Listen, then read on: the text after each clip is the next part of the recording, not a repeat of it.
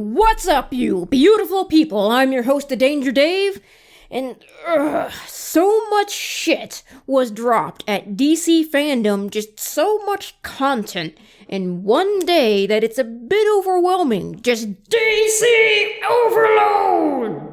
But at DC Fandom, we got a trailer for the brand new Suicide Squad game called Suicide Squad: Kill the Justice League. Now, this trailer was just a cinematic trailer. We didn't actually get to see any gameplay, but based from what we've seen, we can speculate and deduce what the gameplay is going to be like, especially from what Sefton Hill has told us about it, because this game is being produced by Rocksteady, and it is going to be in the Arkham universe, not Gotham Knights, this game. It looks like this game is going to take place after Arkham Knight, based from what I can tell from the trailer, as well as online. And what makes me think that that is the case is you can actually see the Penguin's street gang sign on a water tower, and that's the symbol that he used in Arkham Knight. So it makes sense that it would take place after that game. Because I don't know really where else you could squeeze this game in exactly. I don't really know, just because the Arkham canon and timeline is already kind of convoluted and inconsistent with a bunch of stuff like, Assault on Arkham is no longer canon, as well as a bunch of comics that are not canon. It's kind of a mess, to be quite honest.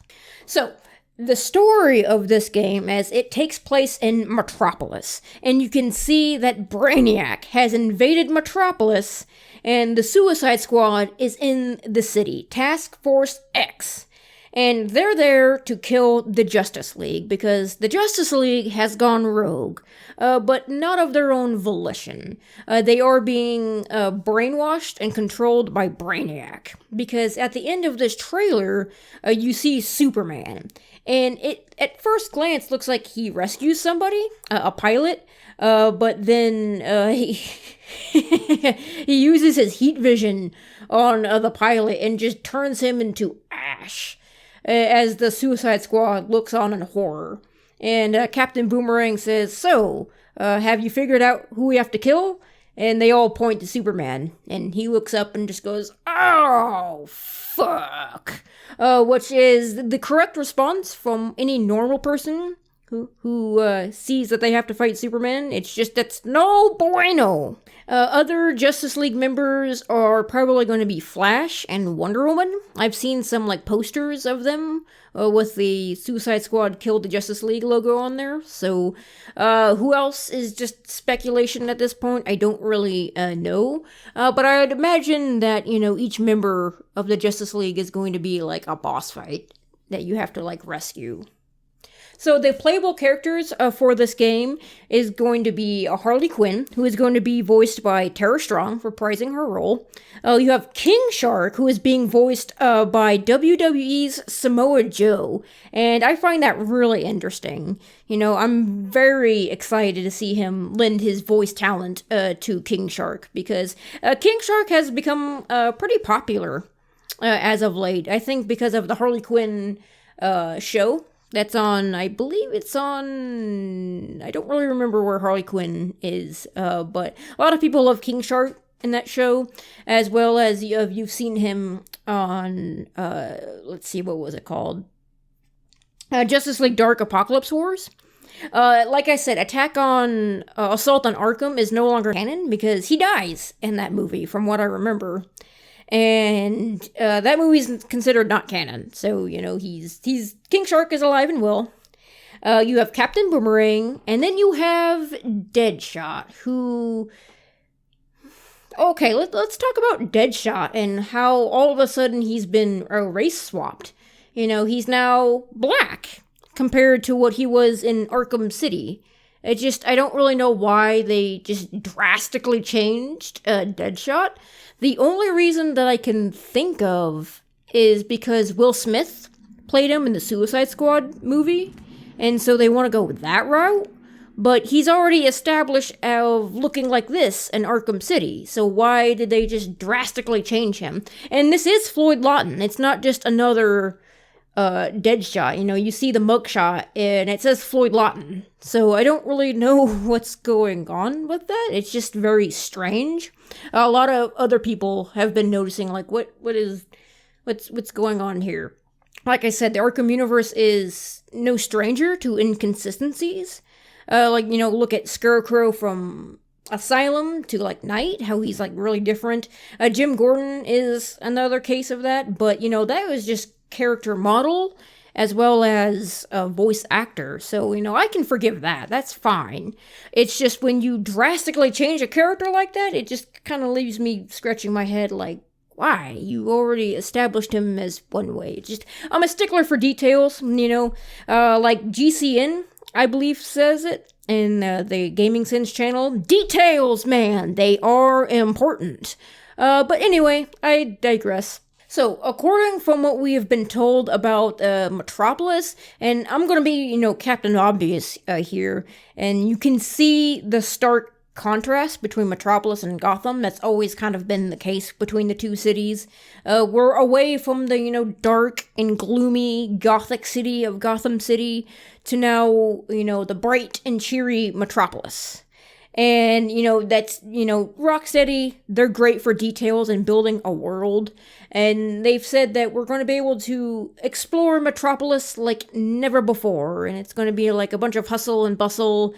And, I'll believe it when I see it. Just because we've had these big promises for open world games before. How they said it's going to be the biggest, the most luscious, and the most busiest world ever. And then it's just a complete wasteland, So I'll believe it when I see it. I believe Rocksteady will do right by Metropolis. You can see a bunch of Easter eggs here and there. You can see North Refrigeration, which is a front for Penguin. Like I mentioned, you can see the Penguin's street gang sign. You can see the Big Belly Burger. You can see the LexCorp Tower. So lots of little, neat references to DC in this trailer. You can actually see Superman flying around in the background if you play real close attention. It's a blink and you miss it moment, but you can see a streak of blue and red fly by at times. So, keep your eyes peeled for that. And so for the gameplay, it's been said that it's going to feature Rocksteady's signature melee combat, but it's also going to have third-person shooting as well, combining the two. And looking at this trailer, that makes total sense, because each character has a gun that they use for combat. So each character is going to have their own unique traversal method, as well as their own unique attacks. So Harley Quinn can use her baseball bat for melee. She also has a gun, and she has a grapple gun that she can swing around the city and zip to enemies, like Batman. King Shark has two massive machetes or cleavers, and he can leap from building to building, and he has a big heavy machine gun. Captain Boomerang has a boomerang that he can use super speed, which is a ability that he used in the comics for a while. It's kind of been forgotten over the years that he just throws boomerangs, but he did have that ability where he could throw a boomerang and then just, immediately chase after it and grab it. It's more super speed than teleportation, and it looks like his gun of choice is a shotgun. And then, of course, you have Deadshot, who has his signature twin wrist-mounted guns, his signature sniper rifle, and a jetpack for traversal. And it looks like one of his abilities that he'll be able to do is to use his afterburner on his jetpack to burn enemies. And, this looks great, If it's going to be that signature Rocksteady melee combat with, shooting, it looks extremely fun. You can play it 1 to 4 players, so you can have the full squad online playing the Suicide Squad game. If you want to play it solo, the AI will control the other members, and you can switch between them at any time, just like in Arkham Knight with the tag team method. This does make me a little worried, AI partners. It's gotten better in games, but I have been hurt too many times in the past by just bad AI. I'm looking at you, Sheva. wasting all of my magnum ammo. Still haven't forgiven you for that. And so for what I think of this trailer, it looks good. You know, it's bright and full of energy and colorful. And, you know, being able to play as the Suicide Squad is going to be a much welcome change. Because like I said in the Gotham Knights game, we've had plenty of Batman games. And now I think it's time to try other things. You know, not saying that you shouldn't make any more Batman games.